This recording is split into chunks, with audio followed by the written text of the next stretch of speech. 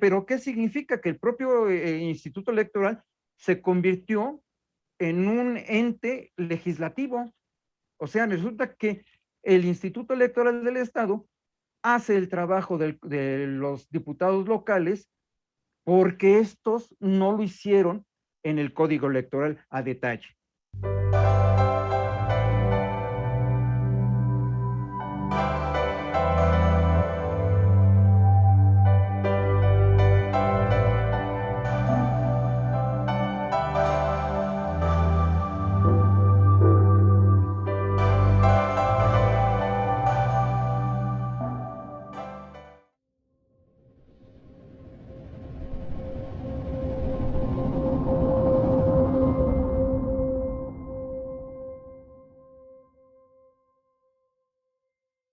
Buenas noches. Le doy la bienvenida a todos los seguidores de la Jornada de Oriente a este programa que transmite en sus redes sociales llamado Las Reporteras.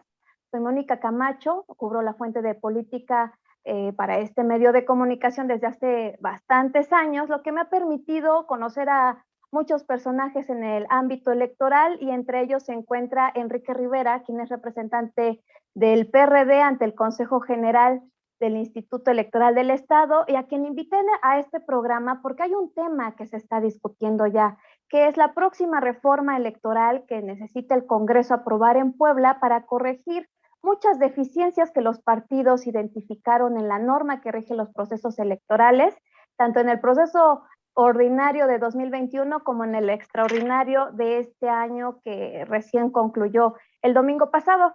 Enrique, te doy la bienvenida. ¿Cómo estás? Muy bien, Mónica, gracias por la invitación y pues aquí estamos presentes.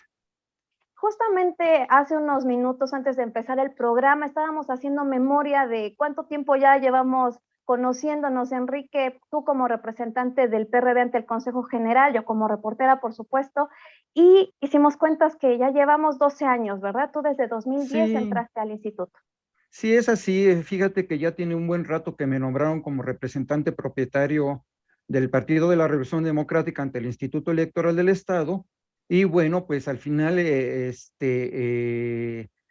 transitado con varios integrantes del Consejo General, ya sea como consejeros, consejeras o representantes. He conocido a muchos compañeros de la política, ya sea ciudadanos, como lo acabo de mencionar, o representantes de partido.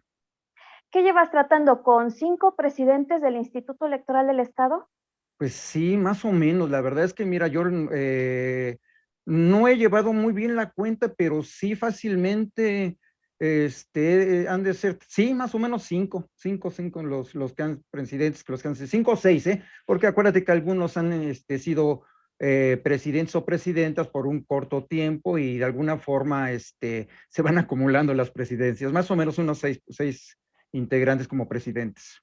Así es, Enrique. Pues vamos a hablar también en este programa no solamente de la reforma electoral, sino también qué debe de hacer el instituto en su interior para mejorar su desempeño en la próxima elección, que es la elección de 2024 en la que se juega la gubernatura y el resto de los cargos de representación popular del Estado. Pero empecemos con la reforma. Hubo muchas críticas por parte de los partidos políticos, principalmente del bloque del PRD, del PRI, del PAN, por la norma electoral que tiene el Estado, porque fue impugnada, tuvo que intervenir los tribunales electorales a la hora de que el instituto la aplicó en diferentes acuerdos que involucraron a los candidatos. Así que cuéntanos, ¿cuál es el problema que tiene el Código Electoral del Estado? Mira, son varios temas y ahorita si gustas, los vamos platicando, pero vamos a referirnos con respecto a lo que ahorita me preguntas. Esto inició con una falta de visualización del propio código electoral, en el sentido de que, bueno, al final, tanto en el municipio de San José Miahuatlán como Teotlalco, ahí no se pudo hacer la elección por impedimento de grupos que pertenecían, de grupos de ciudadanos de estos municipios que pertenecían tanto al partido Morena como al Partido del Trabajo. Es decir, se opusieron, pero por problemas internos. O sea, al final ni siquiera tenía vela en el entierro el Instituto Electoral ni los demás partidos, sino que el problema de los ciudadanos de Morena y del Partido del Trabajo, principalmente de Morena, era que no habían sido designados o no habían pasado el proceso de selección de candidatos para que fueran designados como candidatos de estos municipios. Luego Estamos hablando de entonces, la elección de 2021. Este problema se sí, originó ahí. sí, no, estamos hablando de hoy, de ahorita de la elección extraordinaria. Ah, perdón. Estamos El hablando problema, el problema en a 2020. partir de la elección ordinaria para tener el contexto de por qué llegamos a la elección extraordinaria. Entonces, bajo esta dinámica, estos grupos, a modo de presión, impidieron que se realizara la elección municipal en el año pasado, en la elección ordinaria, y fue lo que originó, por una parte, a que nos fuéramos a elección extraordinaria. Pero, ¿qué sucedió? Sucedió que a la par, una vez terminado el proceso ordinario, en el municipio de Santa Teresa Tlahuapan, también por un problema de quema de paqueterías, boletas y todo eso, ahí se anula la elección. Aunque te debo de decir que el Instituto Electoral del Estado, viendo la problemática que se estaba dando, acordamos que tratar de salvar la mayoría de las elecciones tomando en cuenta los elementos que existiesen para poder emitir los cómputos municipales y dar como resultado la validez de la elección, la constancia respectiva. Bueno, al final nos vamos a una elección extraordinaria en 3 municipios, pero resulta que el código electoral solamente contemplaba como elección extraordinaria aquella en la que se derivara de una nulidad de elección. Luego entonces el Instituto Electoral del Estado no supo acomodar o no quiso acomodar a dónde quedaba San José de Miahuatlán y Teotlalco, porque ahí era elección extraordinaria, pero no era producto de una nulidad de elección por medio del órgano jurisdiccional, en este caso Tribunal Electoral. Y lo que Exactamente, hizo, simplemente no se pudieron llevar a cabo las elecciones porque impidieron grupos así es. ciudadanos el reparto de la paquetería electoral. Como tal, no hubo una nulidad. Entonces, efectivamente, y este punto, este caso en específico, pues no está contemplado en el Código Electoral. Sí es elección extraordinaria porque la ley lo mandata, pero lo que hizo el Instituto Electoral es dividir en 2 partes las elecciones, la elección extraordinaria. Y una parte, como fue el caso de Santa Rita Tlahuapan, pues sí la adecua a lo que dice nuestro código electoral y dice, a ver, este municipio es por nulidad de elección y los otros es extraordinaria, pero, y ahí viene el pero y vienen los conflictos, porque al no determinar por dónde se derivaba el producto de la elección extraordinaria, las considera como elecciones nuevas. O sea, dice, esto es una elección nueva y la otra de Santa Rita Tlahuapan es elección que es consecutiva de la ordinaria. Ahí empezaron los problemas porque se generó también el asunto de la paridad de género. ¿Cómo se iba a aplicar la paridad de género cuando se quiso acomodar o aplicar esta paridad horizontal? Nos dicen, pues, ¿sabes qué? Se está trabajando lineamientos de registro de candidatos y bueno, esto es un poquito complicado, pero quiero explicarlo más o menos cómo se fue dando. Resulta que de la noche a la mañana, el Instituto Electoral del Estado venía trabajando con lineamientos de registro de candidatos, pero se llamaba manual de registro de candidatos, en el cual venía a detalle cómo, paso a paso, cómo se debe cómo se deberían de registrar los candidatos, ¿no? Y de la noche a la mañana nos meten lineamientos, ya no manual, sino lineamientos de registro de candidatos y, y uno de los problemas que surgieron ahí fueron 2. Principalmente surgió el problema de que ahora nos decían, ya no va a ser el registro de candidatos de forma presencial a través de documentación, como siempre se ha hecho, sino que va a ser en línea. Entonces aplican, nos dicen, va a ser en línea y y no nos daban margen para como plan B en caso de que fallase la plataforma de hacerlo presencialmente, ¿no? Entonces hubo una discusión muy amplia, muy fuerte, porque por parte del Instituto Electoral hubo una resistencia a que en estos lineamientos existiese el registro presencial. Y el argumento era, dice, ok, no nos oponemos a la modernidad que nos viene alcanzando para el asunto de los registros y a la factibilidad de que el Instituto Electoral transitara más eficientemente en la validación y revisión de toda la documentación que deben presentar los candidatos, pero sí se oponían al registro físico.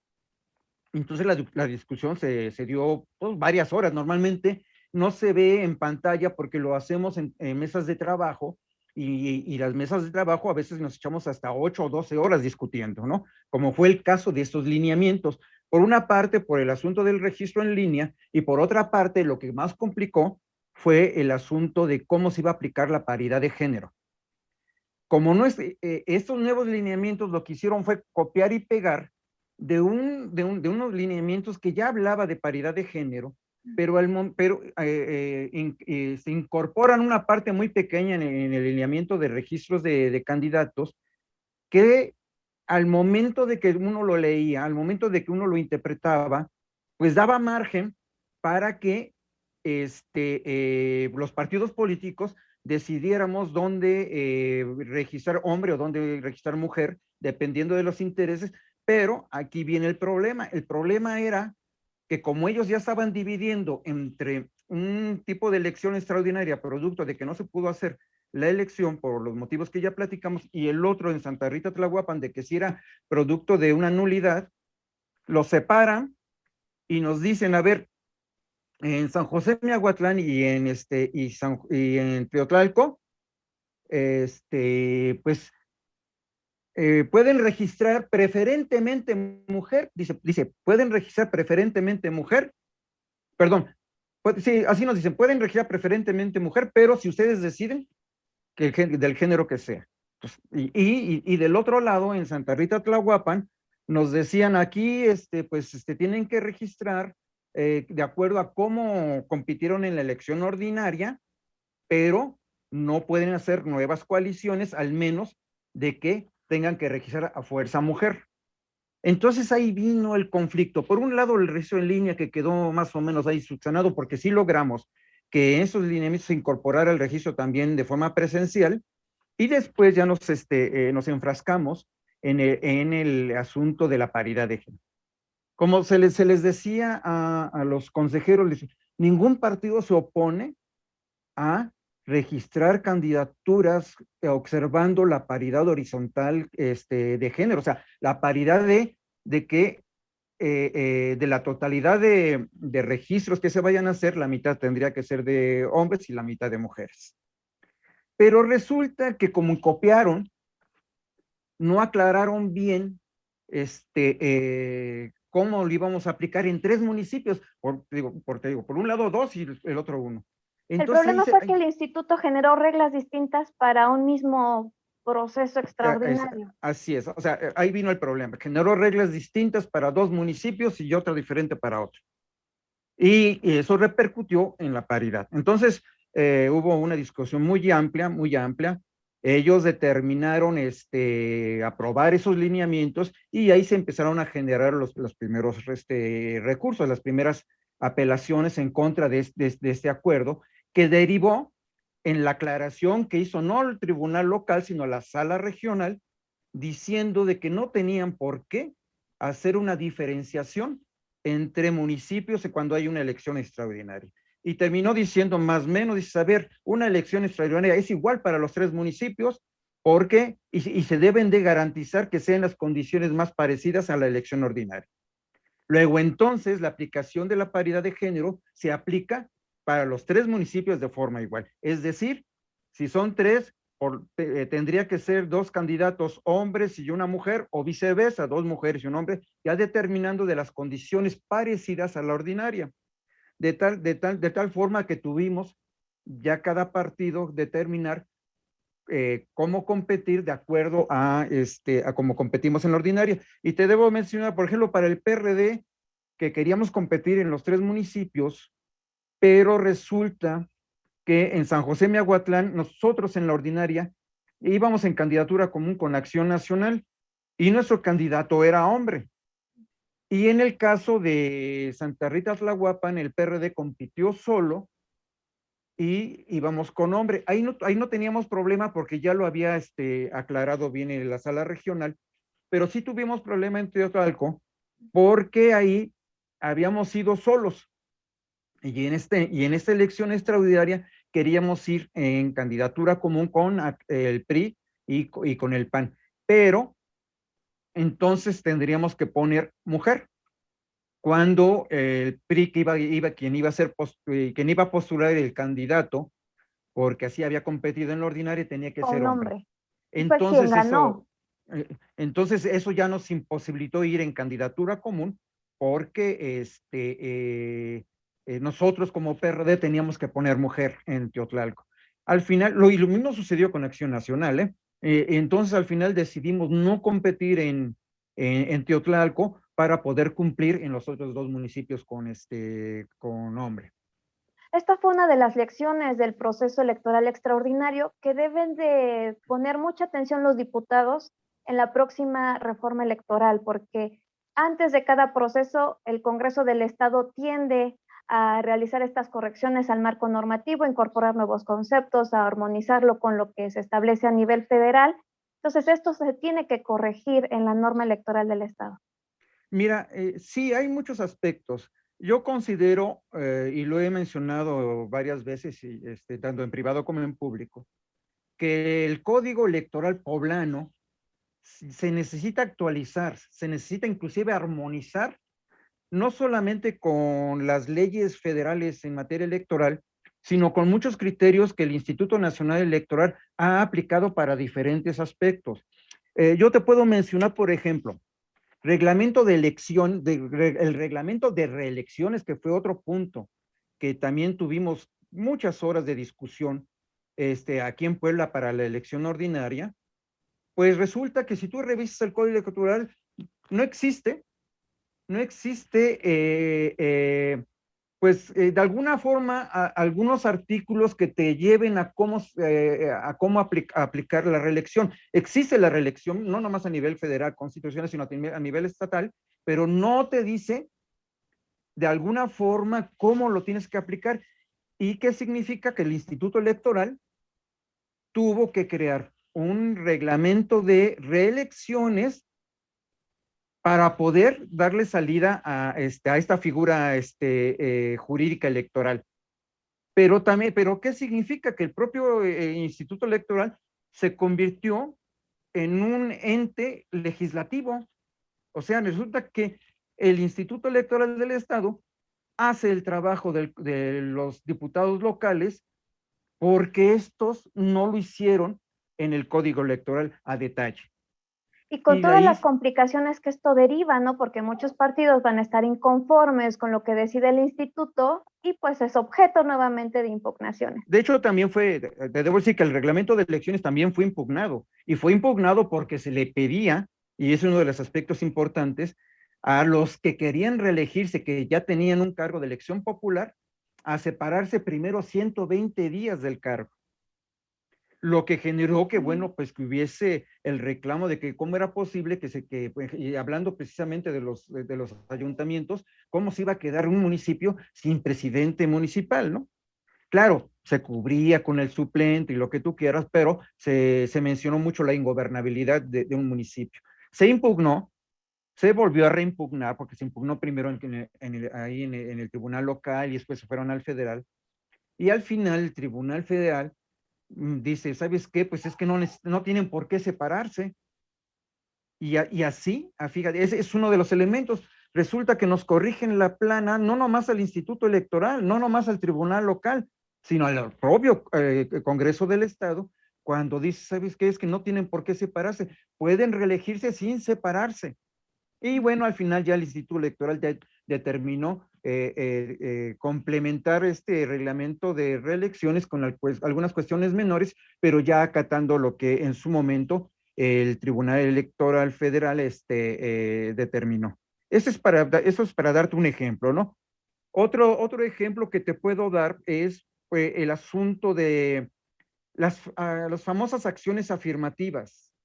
Las acciones afirmativas de alguna forma van encaminadas a proteger los grupos vulnerables y como en su momento el género, las damas estaban dentro de las acciones afirmativas y peleaban la acción afirmativa, al final esta acción afirmativa se convirtió en norma, se convirtió en ley y ahora no es que quieramos, ahora se aplica por ley. Pero ¿qué pasa con los demás grupos vulnerables? Estamos hablando de indígenas, estamos hablando de migrantes, estamos hablando de jóvenes, estamos hablando, si quieres, hasta de afrodescendientes. Y por aquí tengo discapacitados, inclusive diversidad sexual, que tiene una connotación un poco más larga, la de LGBT, algo LGBT, así, algo así. Bueno, más. todos esos grupos vulnerables siguen pugnando, siguen exigiendo su derecho a un trato equitativo con respecto a poder acceder al poder a través, ya sea de candidaturas independientes o a través de partidos políticos. Pero sigue siendo acción afirmativa y esto queda de alguna forma a la voluntad política, yo quisiera inclusive decir, de cómo se dé en la aplicación de los órganos electorales. Al final, el Instituto Electoral, también como no está legislado, no es una obligación constitucional o legal a través de los reglamentos o las leyes electorales, inclusive el Instituto Nacional Electoral aplica sus propios lineamientos para poder dar cobertura y protección, en cierta forma, a estos grupos para poder competir. Bueno, pues lo mismo sucede en el Código Electoral de Puebla. Los ciudadanos poblanos que pertenecen a esos grupos vulnerables, también cada vez que hay este proceso electoral, intentan competir a través de los partidos, a través de las candidaturas independientes, pero como no existe una normatividad que obligue tanto a los órganos electorales como a los partidos a incluir a estos grupos vulnerables dentro de sus planillas de municipios o dentro de sus listas de diputaciones, también queda al margen de una legislación del Instituto Electoral a través de unos lineamientos para tratar de medio garantizar ciertos derechos, pero de alguna forma sigue quedando corto el derecho de esos grupos para poder competir al 100% en igualdad de condiciones con los demás ciudadanos. Y también se ha presentado el problema que estos lineamientos, estas acciones afirmativas se emiten ya cerca de que cierren los registros, ¿no? Algo así pasó en la elección Bueno, ordinaria sí, de 2021. efectivamente, mira, esto ha sucedido la verdad es que hay que reconocerlo, o sea, hay ciudadanas consejeras y ciudadanos consejeros que en aras de aplicar estas acciones afirmativas, trabajan pues no sé, muy apuradamente o se les acercan a platicar algunos grupos vulnerables que ya hemos mencionado y tratan de hacer algo en beneficio. Y esto ha generado de que, de momento, sin suficiente tiempo, generen estos lineamientos tratando pues, de ayudar en algo, ¿no? Te debo de decir que en la elección ordinaria, pues de último momento nos dicen, ¿sabes qué? ¿Saben qué? Representantes de partidos políticos, pues ahí les va un lineamiento en el cual tratamos de introducir, ni siquiera fue en la lista, en las planillas de ayuntamientos, sino todo fue en la lista plurinominal de candidatos a diputados locales, en las que nos dijeron, ¿sabes que aquí tiene que haber un indígena, tiene que haber un candidato de la diversidad sexual, un candidato de migrantes? Bueno, se trató de migrantes, pero al final no pasó. Pero, por ejemplo, sí fueron tres tres grupos vulnerables que se pudieron de alguna forma incorporar a la lista plurinominal. Estoy hablando de discapacitados, estoy hablando de diversidad sexual y estoy hablando de indígenas. Quedó fuera tanto migrantes como los afrodescendientes y jóvenes porque antes, yo me acuerdo, te voy a decir una cosa, el Partido de la Revolución Democrática, de sus inicios, siempre contempló sus estatutos y siempre hubo esa pugna por lo menos nosotros empezamos al interior del partido, cuando renovábamos nuestras dirigencias, contemplar esos grupos vulnerables. Y ya después se dio la lucha, no solamente del partido, ya se abrió más hacia la sociedad civil para pelear precisamente por los derechos de sus vulnerables. Pero al final, en la elección ordinaria, solamente quedó ahí y se logró que en las listas o en las planillas para miembros de ayuntamiento solamente se incorporara una fórmula de candidatos indígenas y no en todos los municipios porque de alguna forma se basaron en algunos estudios o ya inclusive alguna normalidad del INE para ciertos municipios del estado de Puebla donde ahí nos pedían pero ni siquiera para el candidato a diputado local por esos distritos, sino solamente para algunos municipios que registráramos, te digo, te vuelvo a repetir, una fórmula de candidatos indígenas. Pero al final nos dicen, pues tiene que ir una fórmula de candidato indígena y pues póngala en donde quieran de la planilla, de miembros de ayuntamiento. ¿Qué significa? Que cada partido lo puso al indígena, ya sea al principio, o ya sea al final, o en medio, ¿no? Entonces, de alguna forma, pues, medio se quiso componer o cumplir con esta acción afirmativa. Por eso es que yo considero que al margen de cómo venga la reforma electoral federal, aquí yo creo que no necesitan esa reforma electoral los legisladores locales para empezar a adecuar o trabajar sobre la actualización del Código Electoral de Puebla. Bien se puede hacer en un avance sobre tocar esos puntos sin que trastoque lo que a nivel federal pueda venir, ¿no? Al contrario, existe perfectamente la posibilidad de que todo lo que no contravenga la Constitución Federal, pero que beneficie a los ciudadanos, se puede implementar en las leyes locales. Enrique, también hubo otro tema polémico que el año pasado, que fue la designación, el registro de la asignación de las plurinominales, de las diputaciones plurinominales por parte del Instituto Electoral del Estado, que fue modificada por el Tribunal Local y finalmente corregida por el Tribunal Electoral del Poder Judicial de la Federación. Esto también debe de ser objeto de análisis de esta próxima reforma electoral a Mira, nivel. es el mismo caso. Al final, como no hay claridad en el Código Electoral, sí habla y te dice, a ver, existe una fórmula para la asignación de los diputados plurinominales. También, como existen vacíos, el Instituto Electoral pues determinó hacer la asignación con respecto o observando lo que el Código Electoral mencionaba de forma muy escueta. Tan es así que generó una mala interpretación que tenía que ver con el asunto de la votación efectiva o la válida. En fin, cuando los partidos políticos que tuvieron derecho a la asignación de diputados plurinominales, en el caso del PRD, pues al final no pudimos acceder a ningún candidato plurinominal porque no cumplíamos con los primeros parámetros de este código electoral, que primero era tener el 3% para tener derecho a asignación. El hecho de que un partido político logre el 3% de la votación de la elección de diputados de mayoría para tener derecho a diputados plurinominales no te garantiza que te vaya a tocar un diputado plurinominal, como fue el caso inclusive de Movimiento Ciudadano, que ya le habían asignado un diputado, pero después, cuando se vino la interpretación correcta de la sala regional superior, se quedó sin diputación.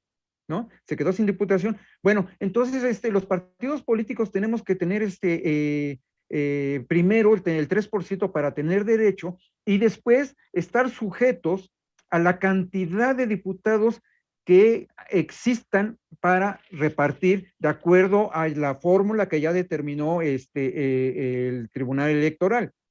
Pero esto también conllevó a que era una aclaración que no venía en el Código Electoral y que pues, se contraponía con lo que el Instituto Electoral había determinado. De ahí que hubo varias impugnaciones y reacomodos. Y bueno, yo también te debo decir que el Tribunal Electoral también a veces resuelve sin tener demasiada claridad y eso origina, afortunadamente, que tengamos otras opciones de seguir impugnando, de seguir recurriendo cuando pues no queda claro lo que quiso resolver o lo que resolvió nuestro Tribunal Electoral. Tiene mucho que ver el por qué la mayoría de los recursos, de las impugnaciones con respecto a los acuerdos del Instituto Electoral del Estado, se resuelvan ya sea en la sala regional o en la sala superior. Así es, Enrique. Y otro tema que también se debe de discutir, pero esto ya concierne netamente al Instituto Electoral del Estado, es la organización que está teniendo hacia su interior y también el desempeño que ha mostrado, bueno, esta nueva conformación del Consejo General en la elección de 2021. ¿Cuál es tu análisis en este tema? ¿Qué es lo que debe corregir el Instituto Electoral del Estado para que no se presenten los problemas del año pasado, en donde hubo errores en las boletas, retrasos en la repartición de la paquetería electoral, errores en las actas, que pusieron en duda muchas elecciones y que también fueron objeto de impugnaciones ante los tribunales? Claro, mira, pues basado y con toda seguridad te digo que dado que yo llevo un buen rato siendo representante por parte del Partido de la Revolución Democrática en el Instituto Electoral, he visto cómo trabaja cómo viene trabajando el Instituto Electoral y cómo trabajan los propios consejeros. Y te debo de decir con toda seguridad que a raíz del cambio del presidente, a raíz de cambios de los consejeros, generó no solamente el cambio del Consejo General de estos consejeros, sino generó el cambio de funcionarios al interior del Instituto Electoral, al interior de las direcciones con las que de alguna forma se organiza el Instituto Electoral, y también el cambio de mucho personal trabajador, pues, de base, por decirlo así, no de base en el sentido de que tengan base, trabajador de tierra, que ya tenían mucha experiencia en cómo se tenía que desarrollar las actividades del Instituto Electoral. Entonces, esto generó que llegara al Instituto Electoral personas, sí con capacidad, sí con conocimiento, sí con profesionalismo, pero que no tenían la experiencia de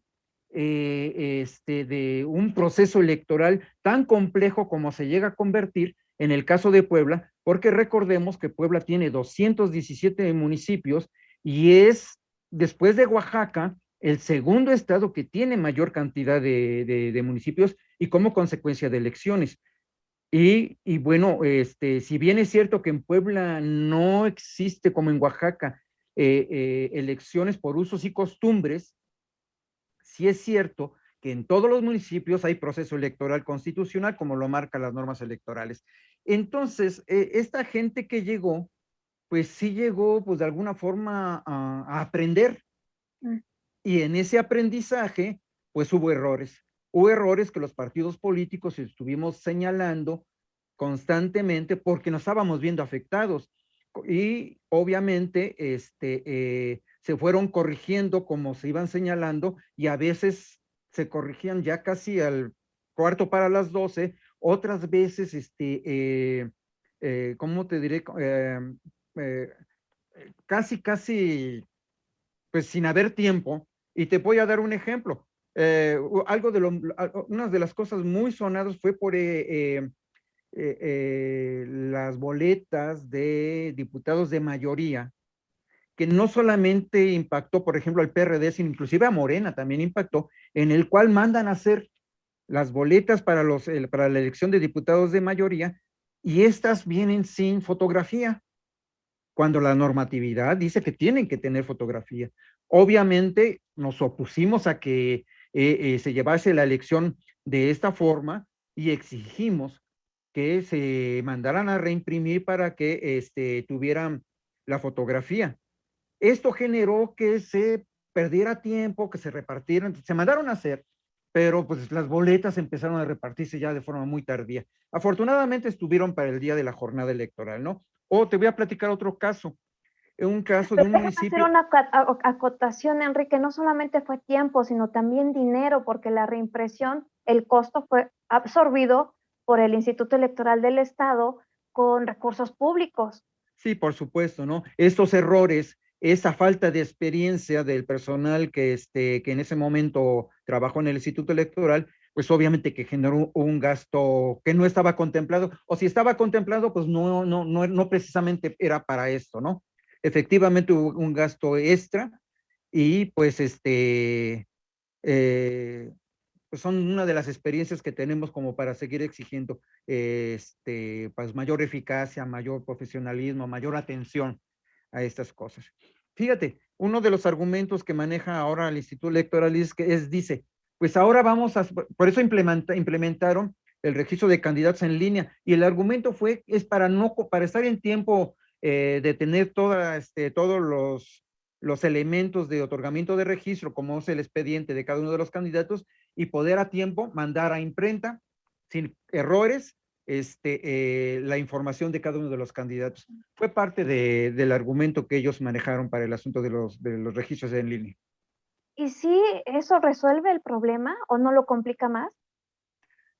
Mira, el registro en línea considero que es buena intención.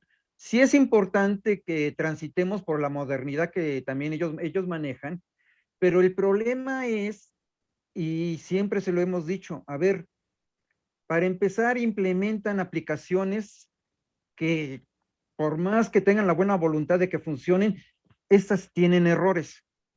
Y errores en el sentido de que tú incorporas la información que te piden de los candidatos, y a veces por un algoritmo, o no sé cómo le llaman, no son muy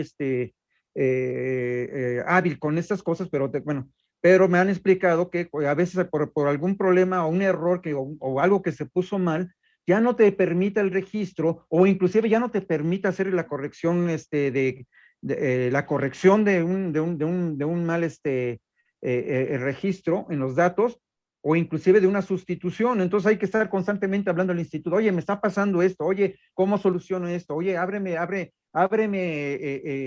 lo que tengas que abrirme de la plataforma para poder hacer. Pero además de esto,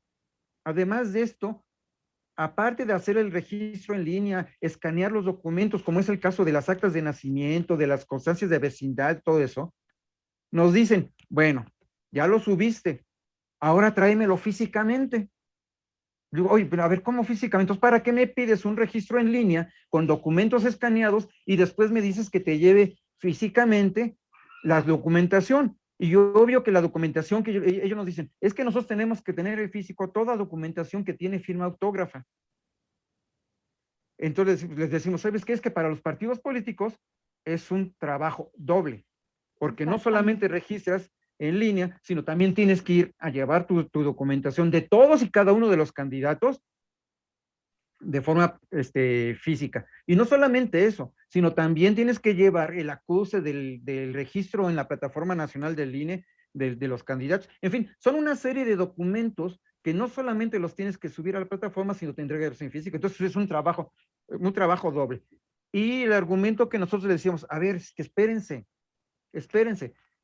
esto lo quieren aplicar ahorita en la elección extraordinaria, y no hay problema porque son 3 municipios, a lo mejor no va a haber mayor problema.